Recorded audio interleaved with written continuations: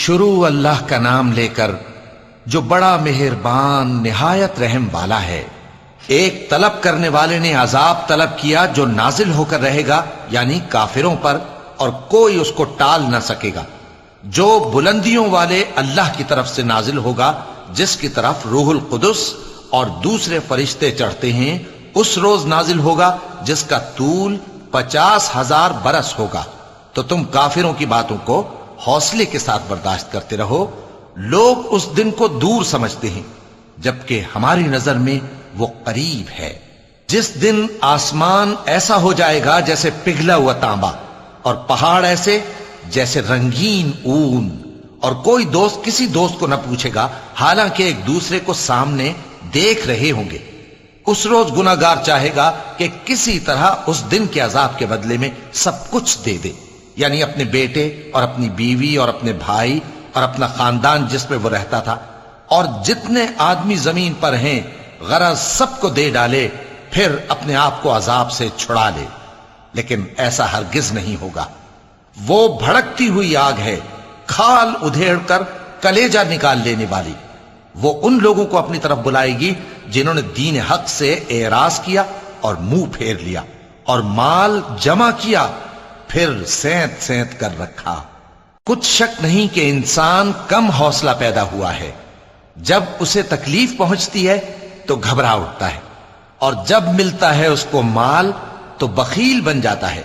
مگر نماز ادا کرنے والے جو نماز کا التزام رکھتے اور ہمیشہ پڑھتے ہیں، اور جن کے مال میں حصہ مقرر ہے، یعنی مانگنے والے کا اور نہ مانگنے والے کا، اور جو روز جزا کو سچ سمجھتے ہیں، اور جو اپنے پروردگار کے عذاب سے خوف رکھتے ہیں، بے شک ان کے پروردگار کا عذاب ہے ہی ایسا کہ اس سے بے خوف نہ ہوا جائے۔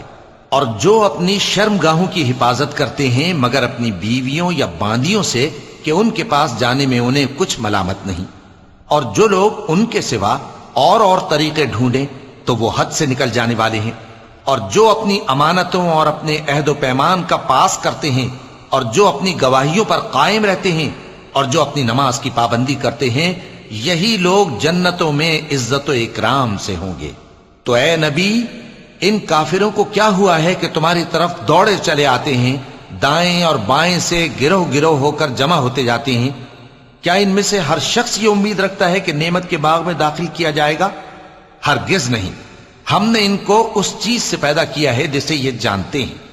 پس مشرقوں اور مغربوں کے مالک کی قسم کہ ہم طاقت رکھتے ہیں، یعنی اس بات پر کہ ان سے بہتر لوگ بدل لائیں، اور ہم عاجز نہیں ہیں۔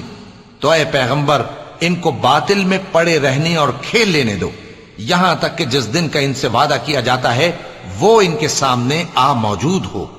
اس دن یہ قبروں سے نکل کر اس طرح دوڑیں گے جیسے کسی مقابلے کے نشان کی طرف دوڑے جا رہے ہوں۔ ان کی آنکھیں جھک رہی ہوں گی اور ذلت ان پر چھا رہی ہوگی۔ یہی وہ دن ہے جس کا ان سے وعدہ کیا جاتا تھا۔